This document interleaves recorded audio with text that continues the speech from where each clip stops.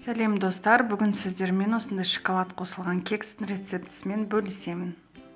Бізге керек сары май, жұмыртқа, ұн, қамыр қопсытқыш, сүт, шоколад, қант.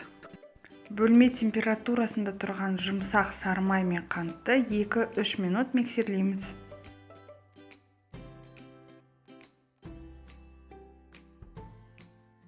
Жұмыртқа қосып 2 минуттай миксерлейміз.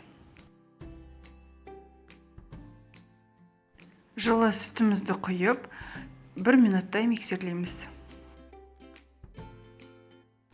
Ұнға қамыр қопсытқышты салып араластырамыз.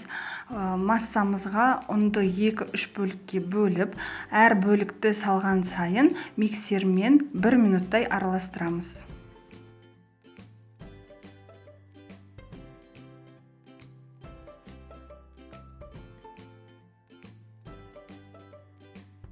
Ұнымыз толықтай араласты. Бір қалыпты масса болғаннан кейін шоколадымызды салып лопаткамен араластырамыз. Менде осындай мини кекстардың формалары, сіздер кез келгенінде қолдана берсеңіздер болады. Осындай мини кекстарға толық бір ас қасықтан саламыз. Жартысынан сәл көп болуы керек.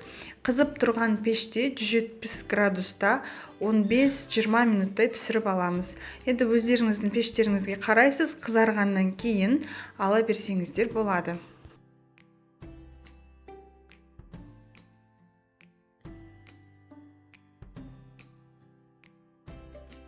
Міне біздің осындай керемет кекстарымыз пісіп шықты. Дәмі енді күшті, шоколады енді тіптен керемет болып келеді. Және де шоколадпен қоса грек жаңғағын салсаңыздар да болады. Дәмі енді күшті болады. Жасап көріңіздер, балаларыңызға, үй ішілеріңізге бәріне ұнайды деген ойдамын. Менің қыздарым енді сүйіп жейді. Лайк, подписки ұмытпаңыздар, рахмет.